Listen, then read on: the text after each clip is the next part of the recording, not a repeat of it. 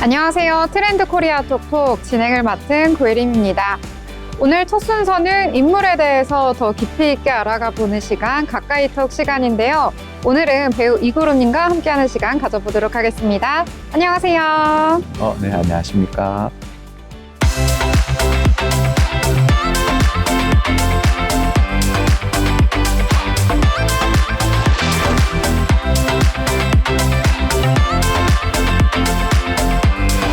네, 먼저 시청자분들께 인사 말씀 부탁드리겠습니다. 네. 안녕하세요. 현재 배우로 활동하고 있는 이그루입니다. 저는 매체 활동을 한 지 이제 겨우 한 1년 정도 다 돼 가는데요. 연기에 대한 갈망을 가진 거는 20대였던 것 같습니다. 네, 그때부터 연기에 대한 걸 하고 싶어서 오디션을 보고 그때 처음 접했던 게 신축식 선배님 오디션이었는데 그 당시 오디션을 봤을 때 목소리가 참 좋다, 신축식 선배님이 그렇게 얘기하셔서 제가 작년에 신축식 선배님이 약간 어떻게 보면 스님 역할의 주였었잖아요. 그래서 저도 어떻게 보니까 첫 촬영이 스님 역할로 한번 첫 촬영을 하게 되어서 매체에 나오게 되었는데요. 첫 연기가 어떻게 보면 전체 삭발이라는 게 좀 쉽지 않았었는데 그때 그거를 통해서 좀 매체라든지 이런 데 많이 알려져서 좀 캐스팅 디렉터들한테 인기를 얻게 되어서 주로 하는 역할이 좀 악역이라든지 스님, 종교적인 역할, 또 어떻게 보면 좀 다양한 사이코적인, 소시오패스적인 그런 역할들을 많이 하게 됐는데요. 지금 현재로서는 뭐 그런 역할 부분만 좀 캐스팅이 되지만 앞으로는 좀 다양한 스펙트럼을 넓혀서 다양한 역할로 시청자분들을 찾아뵀으면 좋을 것 같습니다. 네, 인사 말씀 부탁드렸는데 아주 전체적으로 먼저 다 서머리를 해주셨는데요. 자, 그러면 차근차근 저희 하나씩 알아보도록 하겠습니다. 자, 일단은 뭐 매체 연기 1년 정도 되었다라고 이야기 해주셨는데, 자, 일단 언제 그러면 처음 연기를 시작하게 된 건지 그 첫 출발점부터 이야기를 한번 해볼까요? 네. 첫 출발점 한 2000년대 초쯤에 연기가 너무 하고 싶어서 학원 등록을 해야 되겠다 싶어서 했는데 그때 대표님이 신충식 선배님, 지금 연기 태조왕건이라는 연기를 하셨던 선배님이 이제 저를 오디션 심사원으로 오디션을 보셨는데 그때 저를 보더니 연기 쪽으로 소질이 있네 라고 하셔서 이제 연기 학원을 등록해서 한 1년 정도 연기를 배웠는데요. 막상 연기를 하다 보니까 현장에서 카메라라든지 이런 앵글, 구도, 이런 최신 기계 이런 부분에 좀 더 관심을 가지게 되더라고요. 그래서 그런 관심을 가지면서 제가 바로 연기를 시작하기는 힘드니까 오퍼레이터, 현장 오퍼레이터로 해서 이제 영화 대전에 있는 영화 봉 감독님 계시는데 봉 감독님의 오퍼레이터로 잠깐 활동을 하면서 현장에서 그 당시에는 2000년대가 지금 현재 디지털이 아닌 필름 시대였거든요. 그래서 큰 필름 통을 이제 현장에서 롤로 가는 그런 것도 많이 익히게 되고 조명이라든지 그리고 이런 디렉터들의 이런 현장에서 배우님들의 그런 감독과의 디렉터 에 대한 그런 설정이라든지 이런 부분을 많이 현장에서 배우게 됐습니다.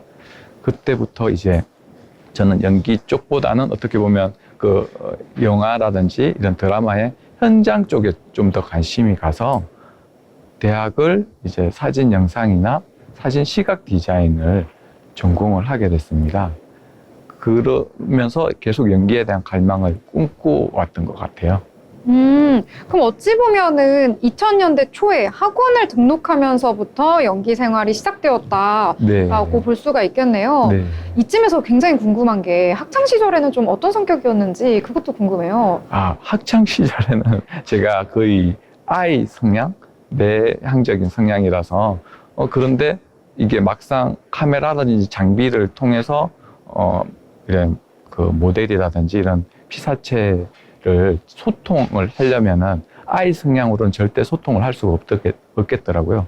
그래서 일단 그런 대화라든지 클라이언트들과의 소통을 통해서 이런 작품이나 영상을 만들어내야 되니까 그런 부분에 있어서 점점 아이에서 아이와 이의 중간 사이 정도로 성격이 변하는 것 같더라고요. 네. 제가 왜 이 질문을 드렸냐면 이 학원을 등록하는 것 자체가 일단 성격이 내가 연기를 하고 싶다라는 거는 좀 대중 앞에서 나를 드러내는 일이기 때문에 어떤 성격이었을까라는 궁금증에서 시작된 질문이었는데요.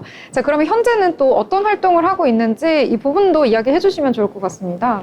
제가 코로나 때 너무 힘들어가지고, 일단 약간 매체 쪽 유튜브나 이런 쪽을 좀 관심을 가지게 됐어요. 그래서, 로컬 지역 뉴스 기반 리포터를 해야 되겠다 싶어서 지역 구석구석에 있는, 어떻게 보면 현장에 있는 이야기들을 좀 담아내보자.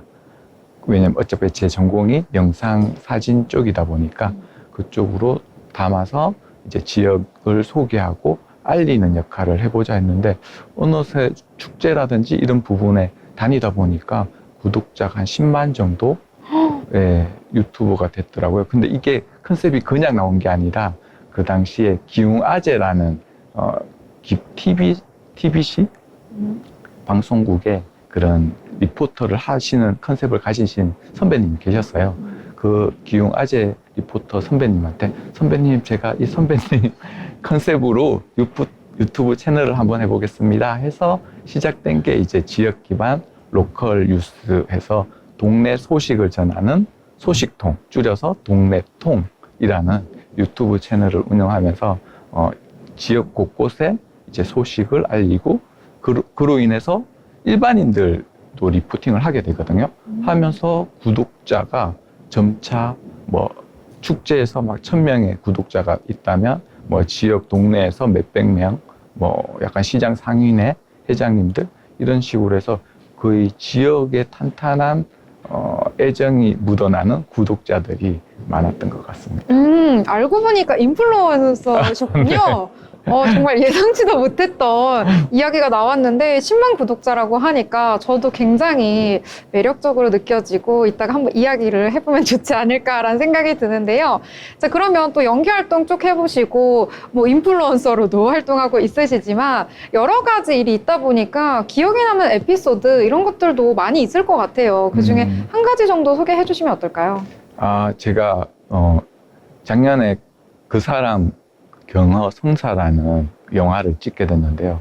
그때 어떻게 보면 첫 제 데뷔작 그리고 스님이란 역할을 처음 시작한 거였는데 제가 워낙 첫 연기고 첫 대사다 보니까 엄청 긴장도 하고 연기를 좀 어떻게 보면 오버 액션 했던 부분도 있었어요. 근데 그때 그 정훈 선배님이 계셨는데 정훈 선배님이 손을 잡으면서 그냥 평상시 하던 대로 그냥 그 상황에 맞게끔 연기하면 돼 하고 저의 떨리는 손을 꽉 잡아주시면서 했던 그 용기를 주셨던 기억이 굉장히 기억에 남습니다. 그럼 거기서의 배역이 구체적으로 어떤 배역인 거예요? 그 이정훈 선배님이 그때 긍혀 성사라는 주인공 역할이었거든요. 그 역할에서 저는 이제 그 선배님을 싫어해서 내쫓는 역할. 악역이셨군요. 네, 스님 중에서도 악역을 맡게 됐습니다. 그럼 당시에 머리를 밀었다가 지금 조금 잘하신 상태신가요? 그 당시 머리를 밀었다가 최근에 그 남일한 선배님이 하셨던 달까지 가자 거기에서 또 역할이 또 스님 역할이 좋으시다 보니까 그래서 또 밀게 되고 계속 그러면서 SBS라든지 이런 부분에 있어서 짧으니까 아무래도 착한 역할보다는 좀 악역이라든지 못된 이미지 이런 쪽으로 많이 비춰지는데 지금 또 하반기에 또 다른 지금 작품 영화를 들어가게 되거든요. 거기에서도 또 약간 외국인 역할 위주로 들어가게 되어서 내 이미지가 약간 어떻게 보면 한국적이지 않고 좀 외국적이지 않나 싶어서 좀 그쪽으로 캐릭터를 좀 다양하게 스펙트럼 자체를 연기의 폭을 좀 넓혀서 왜 악역도 종류가 여러 가지 있지 않습니까? 그래서 저도 그 악역 중에서도 좀 더 세분화되게끔 연기의 폭을 넓혀가려고 생각 중입니다. 네, 이 악역도 보면은 좀 선한 뭐 어떤 스토리, 서사가 있다고 하면은 좀 입체적으로 표현할 수도 있잖아요. 그런 부분도 매력적으로 저는 생각하는데요. 자, 그러면 연기를 쭉 하시면서 연기를 쭉 할 수 있게 하는 원동력, 혹은 연기의 매력, 이런 것이 있어서 나는 계속 하는 것 같다라는 게 있으면 어떤 게 있을까요? 연기의 매력이라고 하면 일단 그 인물을 파고 들어가면서 그의 삶을 사실적으로 살아보고 표현해 본다는 게 가장 좋은 것 같고, 그리고 또 항상 그 인물을 탐구하고 관찰하는 게 좀 재밌더라고요. 이 사람은 이렇게 표현하는구나, 삶에서 이런 식으로 그런 표현을 하는구나. 그런 사람마다 각자의 빛이 다 있지 않습니까? 그런 빛이라든지 그런 캐릭터를 좀 분석하는, 제가 또 캐릭터 분석 수첩을 항상 매일 일기 쓰듯이 오늘 만난 사람의 캐릭터 분석, 이 사람의 이미지에 대한 성격이라든지 습관 등을 항상 분석하거든요. 그래서 좀 어떻게 보면 따라하면서 좀 다양한 삶을 살아볼 수 있다라는 게 연기의 매력이지 않나? 그리고 또 어떤 인물을 앞으로 만나게 될까라는 그런 기대 효과도 있어서 항상 삶을 좀 재미있게 살 수 있는 것 같습니다. 이 노력이 깃들어 있군요. 매일 캐릭터에 대한 분석하시고, 오늘 만난 사람은 어떤 캐릭터였다, 이런 거 적으시고. 네. 네, 오늘 저를 만났는데, 혹시 오늘 밤에 저에 대해서 요약을 한다면 어떻게 저를 좀 적으실 건지 궁금한데요? 일단 메모 습관도 있으시고, 또 말할 때 항상 그 시청자나 이런 타인을 위한 배려를 해주시는 것 같아서 좀 너무 편하게 진행을 잘 해주셔서 저는 지금 현재 굉장히 이 스튜디오 나오는 것도 엄청 떨렸거든요. 오늘 첫 경험이라서. 그런데 엄청 깔끔하고 또 안 떨리게 편안하게 해주셔서 너무 내 성향에 맞는 아나운서님이 아니었나 생각이 듭니다. 네. 너무 극찬을 해주셔가지고, 저 너무 기쁘고, 저도 이 영상을 좀 클립으로 간직을 해야겠다, 이런 생각이 들었습니다. 자, 그러면 여러 가지 역할 하셨는데, 그 중에 스님도 많이 하셨다고 하셨어요. 그럼 내가 가장 자신 있는 역할, 이거다. 혹시 캐스팅 하실 때 저 이 역할로 해주시면 정말 잘할 수 있다라는 역할, 어떤 걸 내세우실 수 있을까요? 현재 뭐 아버지 역할이라든지 또 눈물 나는 눈물 연기라든지 뭐 아니면 장애인 역할, 문소리 선배님 하셨던 오아시스라든지 그런 부분에 있어서 한번 그런 관찰 일지를 좀 작성해서 한번 해보고 싶어서 그런 배역이나 이런 걸 좀 더 많이 연구하고 있는 편입니다. 그런 것들 캐스팅 해주시면은 바로 자신있게 할 수 있다, 이런 의지를 말씀해 주신 것 같습니다. 자, 그러면 앞으로의 배역 어떤 역할 하고 싶은지 말씀해 주셨는데, 앞으로 활동 계획 어떤 것들이 있을까요? 현재 하반기에 할 수 있는, 지금 하반기에 들어가고 있는 영화 촬영이 9월부터 내년 2월까지 촬영이 있거든요. 그 부분이 촬영 캐스팅이 확정이 되면 전회차 촬영이 될 것 같아서 그 영화에 대해서 좀 몰입할 생각에 있습니다. 네, 일단 하반기에 영화 촬영 계획 있으시고, 이게 또 개봉을 하게 되면은 여러분들도 스크린관에서 만나보실 수 있을 것 같습니다. 자, 오늘 정말 또 시간이 어떻게 흘렀나 모를 정도로 나긋나긋한데 묘하게 빠져들게 되는 그런 매력을 가지신 분 오늘 만난 것 같습니다. 시청자 여러분들께서도 기억해 주시고 앞으로 많은 사랑과 응원 부탁드리도록 하겠습니다. 자, 지금까지 함께 해주신 배우 이구르님 감사합니다.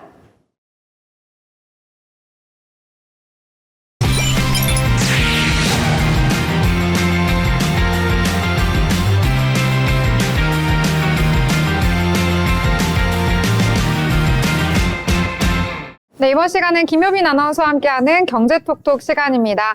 최근의 경제 이슈들 알기 쉽게 풀어주신다고 하는데요. 함께 만나보도록 하겠습니다. 효빈 아나운서 어서 오세요. 네, 안녕하세요. 네, 오늘 첫 번째 주제 어떤 내용일까요? 네, 오늘 첫 번째 주제로는 바로 휴가철을 앞둔 항공업계가 탄소 중립 항공편을 도입했다는 소식 준비했습니다. 최근 환경 보호와 지속 가능한 소비 트렌드가 중요해지면서 항공사들이 친환경 전략을 일환으로 탄소 중립 항공편을 확대하고 있는데요. 특히 여름 휴가철을 앞두고 항공 여행 수요가 확대되는 가운데 이러한 변화가 더욱 주목받고 있습니다. 네, 탄소 중립 항공편. 그러면 정확히 어떤 개념일까요? 네, 탄소 중립 항공편이란 항공기 운항 중 발생하는 이산화탄소 배출량을 줄이거나 이를 상쇄하는 친환경적인 조치를 함께 시행하는 항공편을 말합니다. 예를 들어 폐식용유나 해조류에서 추출한 바이오 연료를 사용하거나 나무 심기, 환경 보전 활동으로 탄소 배출을 보완하는 방식입니다. 기존 항공유 대비 탄소 배출량을 최대 80%까지 줄일 수 있다고 알려져 있어서 항공업계의 탄소 감축에 큰 기여를 하고 있습니다. 네, 정말 획기적인 친환경적인 방법이다라고 볼 수가 있겠는데요. 자, 그럼 국내 항공사들도 이런 시도를 하고 있을까요? 네, 그렇습니다. 대한항공과 아시아나항공 같은 주요 대형 항공사들은 최근 바이오 항공유 사용 확대에 나서고 있습니다. 특히 국제선 장거리 노선에 시범적으로 적용을 하면서 향후 전 노선 확대를 계획하고 있는데요. 승객이 자발적으로 추가 요금을 내고 해당 금액으로 나무를 심거나 환경 보호 활동에 기여할 수 있는 탄소 상쇄 프로그램도 함께 운영되고 있습니다. 네, 이런 흐름 국내뿐만 아니라 해외에서도 이어지고 있겠죠? 네, 맞습니다. 특히 유럽에서 이러한 트렌드가 더욱 활발하게 전개되고 있습니다. 핀에어나 루프트한자 같은 항공사들은 항공권 예매 시 탄소 상쇄 옵션을 기본으로 제공하고 있는데요. 일부 항공사는 친환경 노선 인증을 위한 별도 브랜드를 만들기도 했습니다. 특히 ESG 경영이 글로벌 트렌드로 자리 잡으면서 환경 보호에 동참하는 기업 이미지를 강화하는 데도 도움이 되고 있습니다. 네, 이렇게 탄소 중립 항공편 계속해서 확산이 되게 된다면 이 소비자 입장에서도 의미 있는 여행이 될 것 같아요. 네, 맞습니다. 즐거운 여행의 즐거움도 중요하지만 이제는 환경에 미치는 영향까지 고려하는 시대입니다.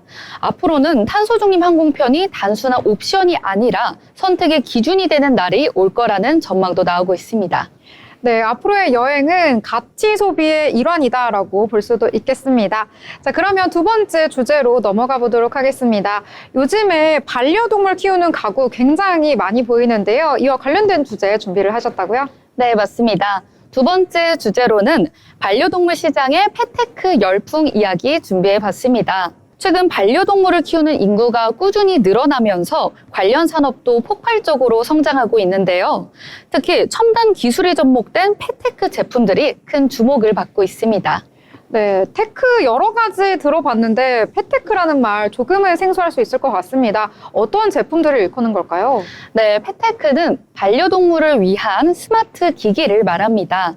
예를 들어 반려동물의 위치와 움직임을 실시간으로 추적할 수 있는 스마트 펫 트래커, 반려동물의 건강 상태를 확인할 수 있는 건강관리 목걸이, 그리고 원격으로 조정할 수 있는 스마트 자동 급식기 등이 대표적인 제품입니다. 최근 인기를 끌고 있는 또 다른 제품으로는 반려동물의 감정을 인공지능을 통해 분석하고 반려인의 스마트폰으로 정보를 제공하는 앱 서비스도 있습니다. 반려동물이 짖거나 특정 행동을 할 때 그 이유를 분석하고 대처 방법까지 알려주는 방식으로 소비자들에게 큰 인기를 끌고 있습니다. 또한 최근에는 반려동물 전용 로봇도 출시되고 있습니다. 반려인이 집을 비웠을 때 로봇이 반려동물과 놀아주거나 간식을 제공하고 반려인의 스마트폰으로 실시간 영상을 전송해 반려동물의 상태를 실시간으로 확인할 수 있는 기능까지 갖추고 있는데요. 이런 제품들은 반려인들의 걱정을 크게 덜어주면서 큰 인기를 끌고 있습니다. 네, 정말 기술이 발전하면서 이 반려동물들의 삶까지 편리하게 바꾸고 있는 것 같습니다. 자, 이렇게 펫테크 제품들 인기를 끌게 된 배경은 어떤 게 있을까요? 네, 가장 큰 이유로는 반려동물을 가족의 일원으로 생각하는 인식이 확산되면서 반려동물의 삶의 질을 높이려는 소비자들의 욕구가 강해졌기 때문입니다. 특히 1인 가구나 자녀가 없는 가정에서 반려동물을 위해 투자하는 비용이 크게 증가하면서 보다 편리하고 안전하게 관리할 수 있는 제품들이 소비자들의 큰 관심을 얻게 됐습니다. 또한 최근 IoT 기술과 인공지능 발전 덕분에 이런 첨단 제품의 품질과 기능이 급격히 향상된 것도 시장 성장의 주요 원인 중 하나라고 볼 수 있습니다. 더불어 최근에는 재택근무나 유연근무제 확산, 주말 중심의 홈라이프 문화가 자리 잡으면서 반려동물과 더욱 친밀한 관계를 맺으려는 수요가 늘어난 것도 펫테크 시장의 한 축을 담당하고 있습니다. 네, 그렇다면 이 패테크 시장 앞으로의 전망은 또 어떻게 보면 될까요? 네, 전문가들은 앞으로 패테크 시장이 더욱 확대될 것으로 보고 있습니다. 실제로 글로벌 패테크 시장 규모는 2026년까지 약 270억 달러를 넘어설 것으로 전망되고 있습니다. 국내에서도 다양한 스타트업들이 반려동물의 건강 관리부터 교육, 놀이에 이르기까지 다양한 분야에서 혁신적인 제품과 서비스를 선보이며 경쟁력을 높이고 있습니다. 특히 앞으로는 인공지능 기술과 빅데이터를 활용해 반려동물의 질병을 조기에 예측하거나 맞춤형 식단과 생활 습관까지 관리하는 서비스들이 활성화될 것으로 예상됩니다. 더불어 글로벌 대기업들도 적극적으로 패테크 분야에 진입하면서 경쟁과 혁신이 더욱 가속화될 전망입니다. 네, 정말 기술과 따뜻한 만남인 것 같은데요. 이 앞으로 반려인과 반려동물 모두의 삶이 행복해지길 바라보도록 하겠습니다. 자, 이어서 세 번째 주제로 넘어가 보도록 하겠습니다. 이번엔 어떤 내용일까요? 네, 세 번째 주제로는 MZ세대를 공략하는 미디어 커머스의 열풍에 대해서 이야기해 보겠습니다. 최근 SNS와 동영상 플랫폼을 중심으로 미디어를 활용한 상품 판매 방식, 즉 미디어 커머스가 급성장하고 있습니다. 네, 미디어 커머스 또 생소한데요. 어떤 개념인지 설명해 주실까요? 네, 미디어 커머스란 미디어 콘텐츠를 통해 소비자에게 직접 제품을 홍보하고 판매까지 연결하는 방식인데요. 특히 최근 유튜브, 인스타그램, 틱톡 등 짧고 강렬한 영상을 통해 제품의 특장점을 빠르게 전달하고 즉시 구매로 연결하는 형태가 인기를 끌고 있습니다.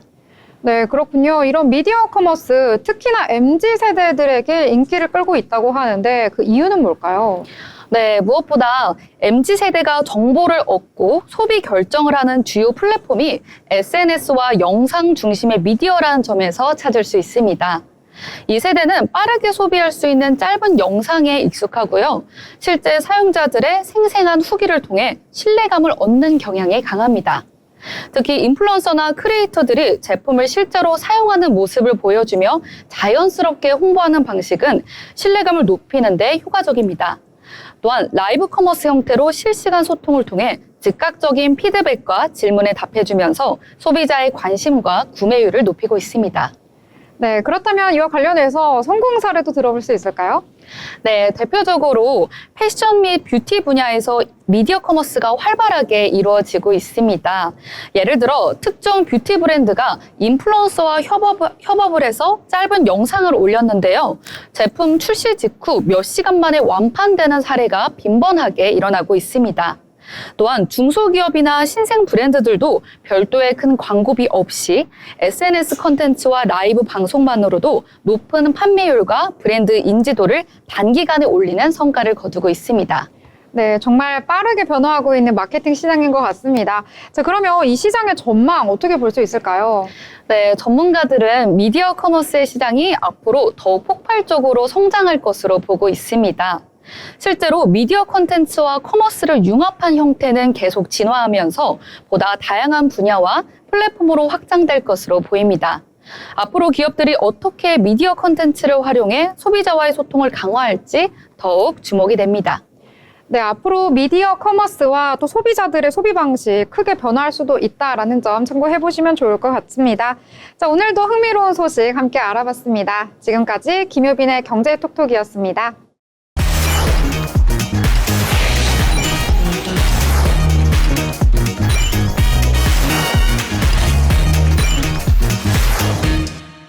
네, 이번 시간은 대한민국의 부동산 흐름을 짚어보는 마켓 트렌드 시간입니다. 나신의 아나운서와 함께합니다. 안녕하세요. 안녕하세요. 네, 신의 아나운서 오늘은 어떤 소식일까요? 네, 서울 주요 재건축 단지들의 호가가 심상치 않습니다. 이재명 대통령의 당선 영향으로 풀이되는데요. 또 이재명 정부가 들어서면서 집값은 어떤 방향으로 진행될지 오늘 함께 이야기해 보도록 하겠습니다. 네, 또 부동산 이야기 함께 즐겁게 나눠보려고 하는데요. 이재명 대통령이 재건축 관련으로 공약을 내건 것들이 있을까요? 네, 재건축 아파트에 대한 규제 완화를 공약으로 약속한 바 있습니다. 전문가들은 아직 정권 초기인 만큼 조금 더 지켜봐야 한다고 조언했습니다. 네, 지금 재건축 이 단지들의 호가들 심상치 않다라는 뉴스들 많이들 접하셨을 것 같은데요. 구체적으로 어떤 상황일까요? 네, 10일 기준으로 네이버 부동산과 현지 부동산 공인중개업소 등에 따르면 서울 양천구 신정동에 있는 목동 신시가지 13단지 전용 면적 98제곱미터 호가는 25억 5천만 원까지 치솟았습니다. 기존엔 24억 5천만 원이었지만 지난 4일 1억 원이나 더 높여서 매물을 올린 건데요. 이 면적대는 지난달 23일에는 23억 1천만 원에 거래됐었는데 호가는 시세보다 2억 4천만 원 가까이 더 높은 수준에 나왔습니다. 네, 역시 목동이 서울 안에서도 이 학군지인 만큼 많이 오르는 추세인 것 같습니다. 네, 그렇습니다. 바로 옆에 있는 목동 신시가지 12단지 전용 56제곱미터 호가도 18억 원까지 올라갔습니다. 기존엔 17억 원이었는데 지난 7일에 1억 원 더 높아진 겁니다. 목동 신시가지 11단지 전용 59제곱미터 호가도 17억 5천만 원으로 기존보다 2천만 원 더 올랐습니다. 목동에 있는 목동 신시가지 4단지 전용 67제곱미터 호가도 23억 5천만 원까지 올라서요. 처음 매물이 나왔던 가격보다 7천만 원이나 더 뛰었습니다. 네, 호가가 빠르게 오르고 있다 이렇게 보실 수가 있겠는데 자, 그러면 목동도 현재 재건축 진행되고 있는 걸까요? 네, 재작년부터 급물살을 탔습니다. 2023년 정부가 안전진단 기준을 완화하면서 재건축 사업이 본격적으로 진행되고 있는 건데요. 작년 2월 11단지를 마지막으로 모든 단지가 안전진단을 통과했습니다. 14개 단지 재건축이 끝나면 약 5만 3천여 가구의 미니 신도시로 탈바꿈할 예정이라고 합니다. 이런 기대감이 호가에 반영되고 있는 거겠죠. 목동에 있는 A 공인중개 관계자는 속도가 가장 빠른 6단지를 필두로 재건축 사업이 원활하게 진행되고 있지 않냐면서 공약으로 재건축 관련 내용을 언급한 만큼 이런 점도 호가에 영향을 준 것으로 보인다고 전하기도 했습니다. 네, 일단 목동의 상황은 이러한데요. 이 다른 지역들의 상황도 궁금한데 다른 지역은 어떨까요? 네, 다른 지역도 비슷합니다. 영등포구 여의도동 3부 전용 146제곱미터 호가는 50억 원까지 뛰었는데요. 기존엔 48억 원에 올라왔었는데 집주인은 지난 2일 2억 원을 더 올렸습니다. 같은 동에 있는 대교 이동 전용 133제곱미터 호가는 36억 원으로 기존보다 1억 원을, 시범 8동 전용 118제곱미터 호가도 35억 5천만 원으로 지난 4일 5억 원 더 높게 내놨습니다. 네, 이렇게 호가가 계속 높아지고 있으니까 부동산에 대한 관심이 더욱더 몰리고 있는 것 같습니다. 자, 그러면 부동산 하면 또 한강 이남 쪽이잖아요. 그렇죠. 이쪽 상황은 어떨까요? 네, 먼저 송파구부터 보자면요. 송파구 잠실동 잠실주공 5단지 전용 76제곱미터 호가는 39억 5천만 원으로 기존보다 9천만 원, 또 신천동 장미 1차 6동 전용 82제곱미터 호가는 32억 원으로 기존 28억 5천만 원보다 3억 원 더 높였습니다. 강남구도 빼놓을 수 없겠죠. 강남구 대치동 대치우성 1차 3동 전용 125제곱미터 호가는 42억 원으로 최초로 매물을 등록했을 때보다 1억 원을 더 높였고요. 대치쌍용 1차 1동 전용 141제곱미터 호가도 42억 5천만 원으로 기존보다 5천만 원 더 올려서 내놨습니다. 네, 재건축 단지 워낙 인기가 많다라는 건 알고 있는데 일제 호가를 쭉 올려잡은 이유가 있을 것 같아요. 어떤 게 원인으로 지목되고 있을까요? 네, 아무래도 이재명 대통령의 대선 당시 공약의 원인으로 풀이됩니다. 이 대통령은 재건축, 재개발 용적률 상향, 또 신속 인허가 제도 도입, 부담금 완화, 도시분쟁 조정위원회 기능 확대 등을 공약으로 내건 바 있는데요. 정보영 NH투자증권 텍스센터 연구원은 이런 공약들로 인해서 시장의 기대감이 커진 것이라고 분석했습니다. 강남과 여의도, 목동, 일기 신도시 등 정비사업 유망 지역은 추진 기대감만으로도 집주인의 우위와 국지적인 가격 상승이 이어질 가능성이 높다고 예측했습니다. 네, 그렇다면 앞으로 상승 여력에 대한 가능성 제시를 했으니까 혹시 지금이 이 매수해야 될 타이밍으로 봐도 괜찮을지 어떨까요? 가장 관심이 많으실 부분인 것 같은데 사실 그렇지도 않습니다. 매수엔 유의할 필요가 있다는 조언도 나오고 있는데요. 아직은 정권 초기인 만큼 공약이 언제 또 어떤 방향으로 실행될지 아무도 모르기 때문입니다. 송승현 도시화경제 대표는 보수 정권에서 진보 정권으로 넘어왔고 정권 초기 인사 등을 고려한다면 올해 하반기엔 큰 변화 없이 현 상태의 시장 흐름이 계속될 가능성이 높다고 내다봤습니다. 네, 일단 새 정부가 출범을 하면서 많은 분들이 또 부동산에 관심이 있는 것 같습니다. 새 정부에는 또 부동산 방향 어떻게 흘러갈지 궁금증이 많으실 것 같은데요. 이 관심도 많은데 현재 부동산 상황 어떤 분위기인지 한번 체크를 쭉 해주시죠. 한마디로 초양극화 상황이라고 보시면 될 것 같습니다. 서울 내에도 강남 3구와 마포, 용산, 성동구, 마용산 등 핵심지, 강남권과 가까운 수도권 등 인기 지역들은 고공행진하고 있지만요. 서울 외곽과 지방 집값은 여전히 차갑습니다. 네, 역시 양극화 계속되고 있고 이쯤에서도 똘똘한 한 채 이런 단어도 생각이 나는 것 같습니다. 자, 그러면 이번에 새 정부 들어섰으니까요. 부동산 정책 어떻게 좀 보면 될까요? 사실 뚜렷한 방향은 아직 나오지 않았습니다. 앞선 정부에서 집값의 정권 자체가 흔들렸던 경험이 있기 때문에 힘을 뺀 건데요. 이재명 대통령은 내놓은 공약에서 재건축, 재개발 완화와 유휴부지 개발을 통한 주택 공급 확대를 핵심으로 내놨습니다.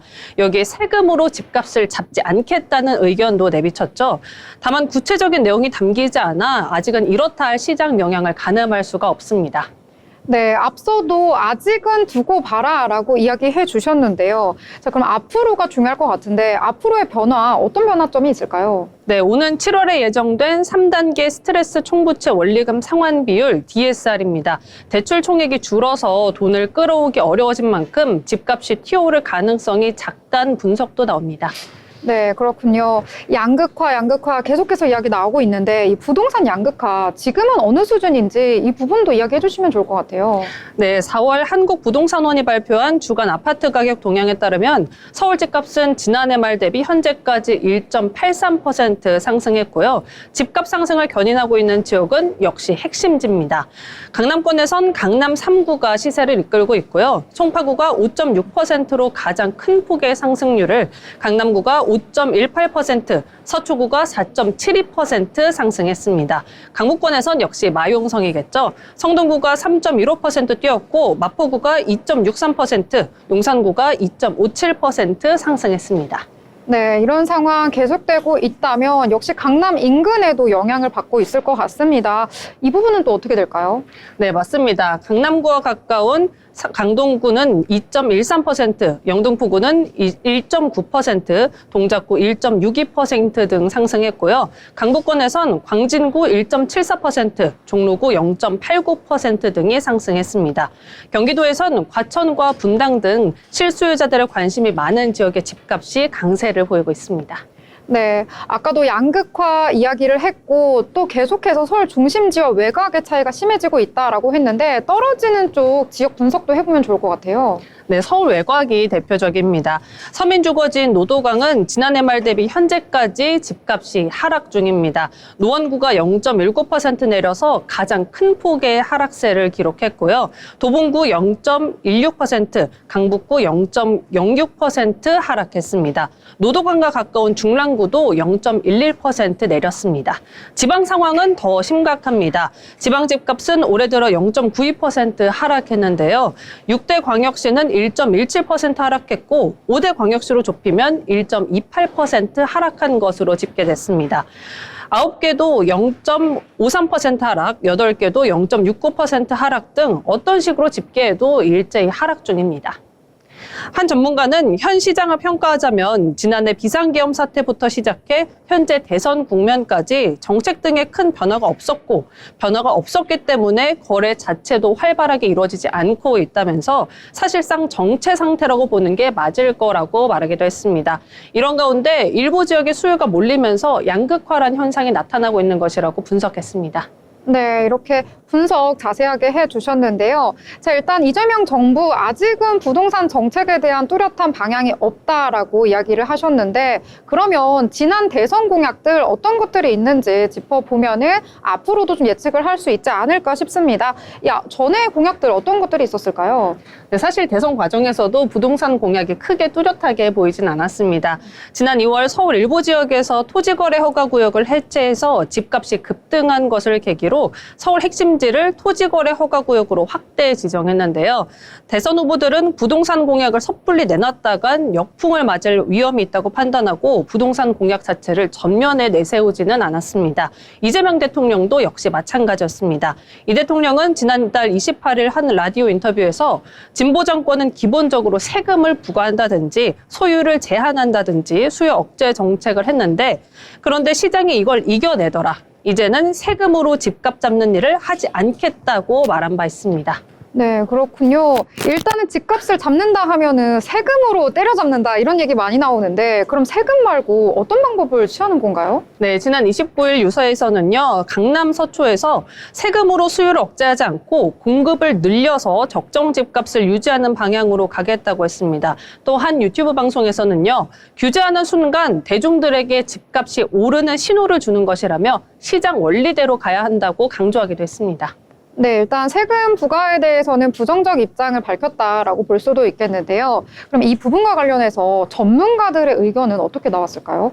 네, 익명을 요구한 한 전문가의 말을 인용하자면요. 문재인 전 정부 이후 부동산 관련 정책으로 정권이 흔들린 만큼 이번엔 최대한 부동산 공약엔 힘을 뺀 모습이라면서 공약 자체가 해당 분야에 대한 의지를 엿볼 수 있는 부분인데 이번엔 부동산 정책에는 주력하지 않겠다는 모양새라고 평가하기도 했습니다.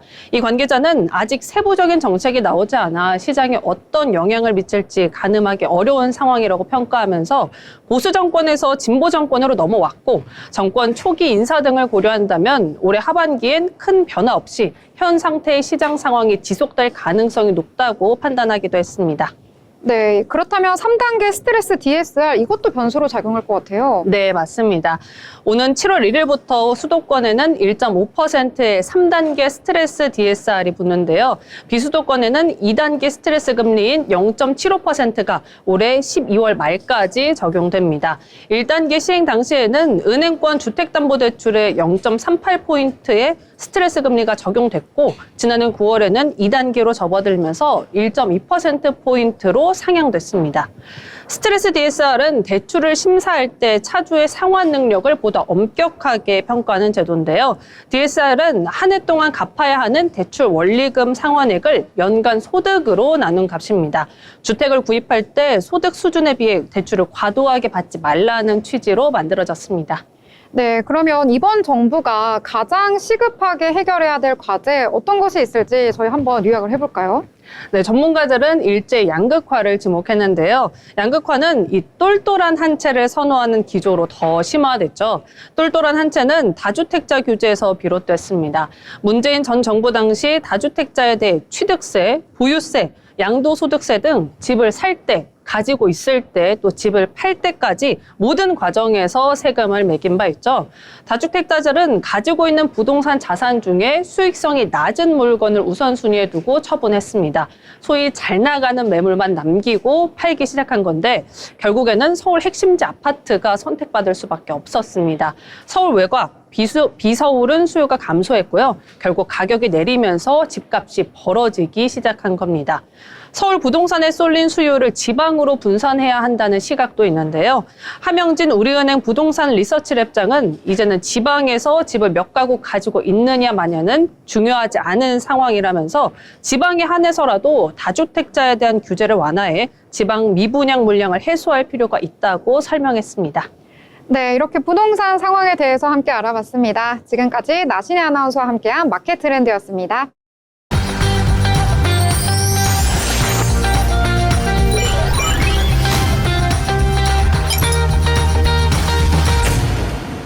네, 이번 시간은 한 주 동안 기술과 경제를 가장 뜨겁게 달군 뉴스를 빠르게 전달해드리는 테크노믹스 시간입니다.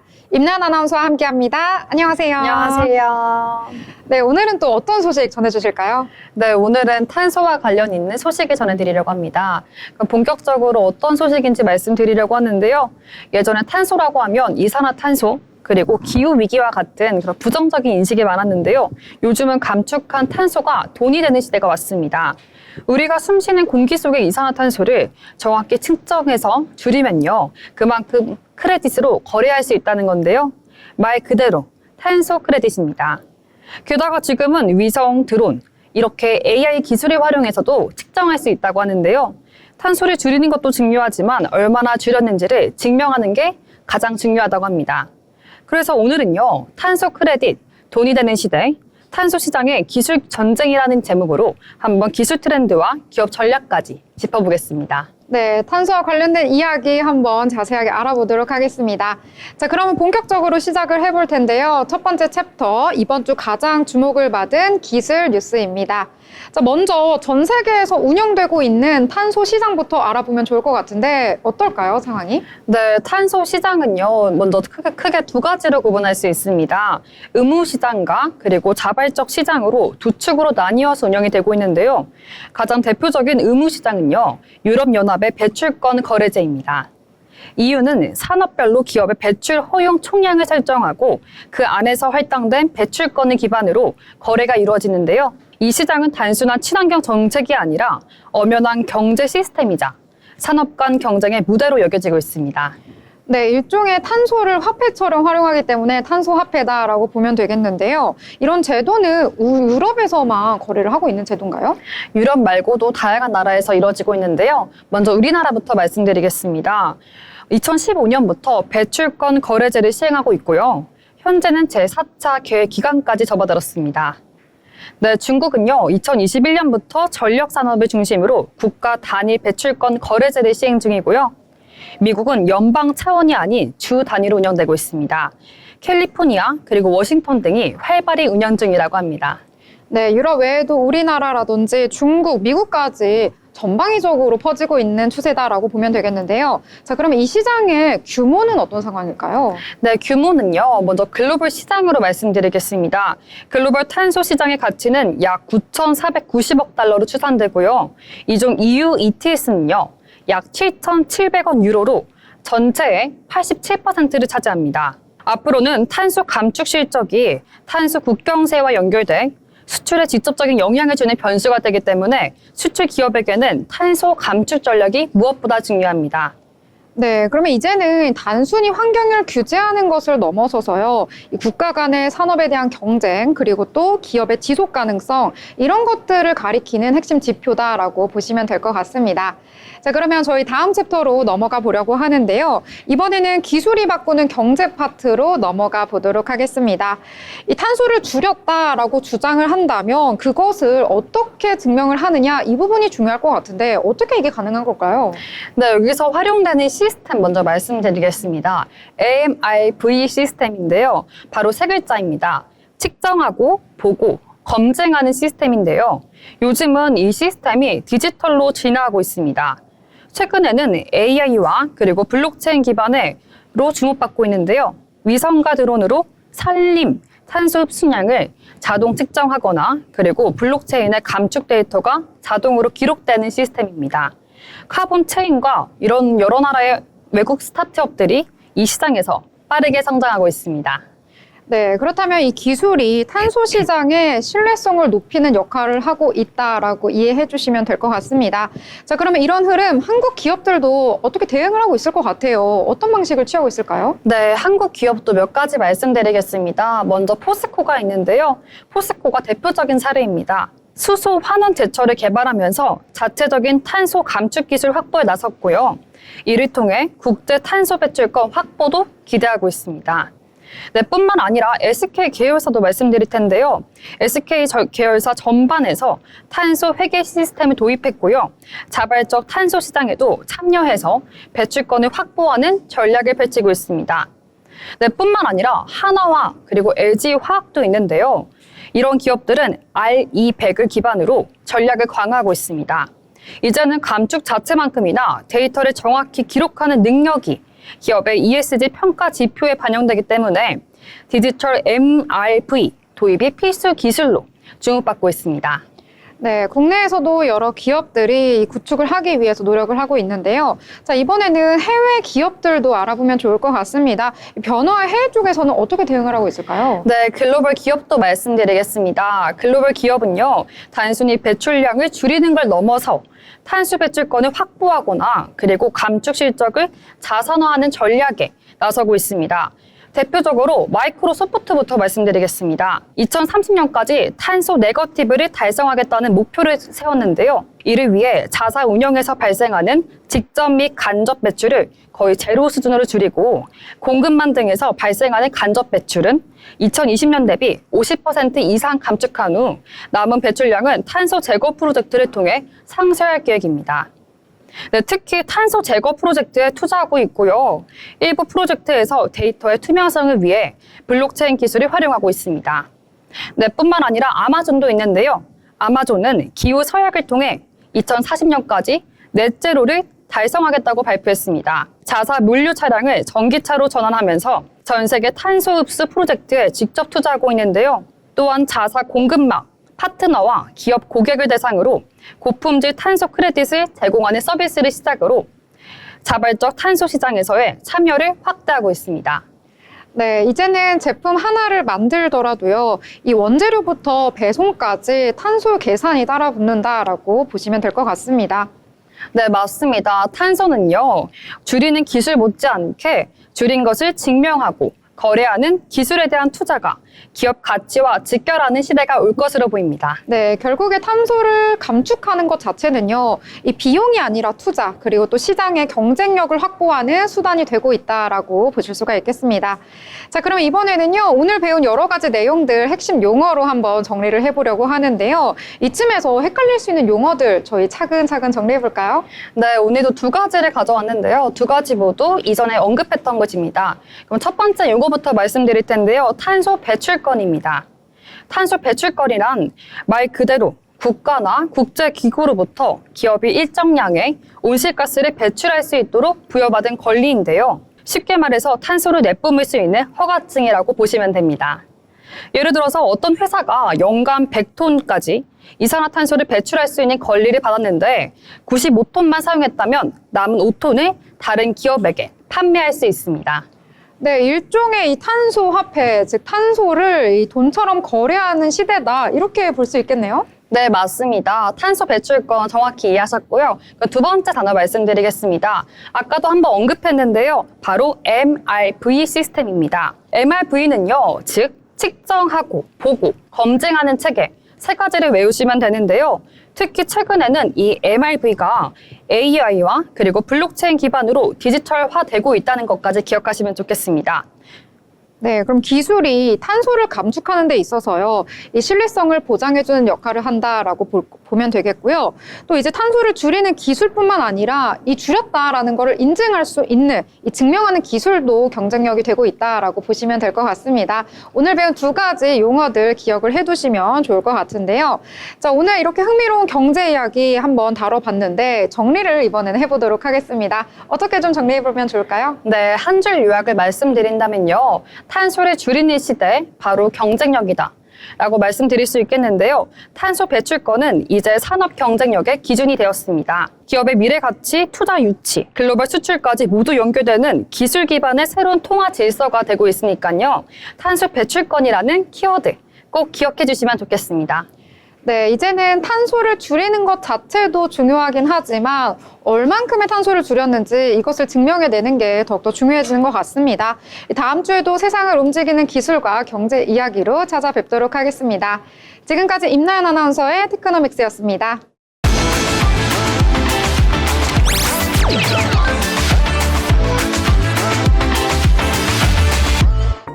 트렌드 코리아 톡톡 오늘 준비한 순서는 여기까지입니다. 6월 중순에 접어들면서 정말 여름 한가운데 와 있는 것처럼 더위가 가득한데요. 건강 조심하시고요. 자외선 차단에도 유의하시기 바라겠습니다. 저희는 다음 주 방송으로 다시 찾아뵙겠습니다. 시청해주신 여러분 고맙습니다.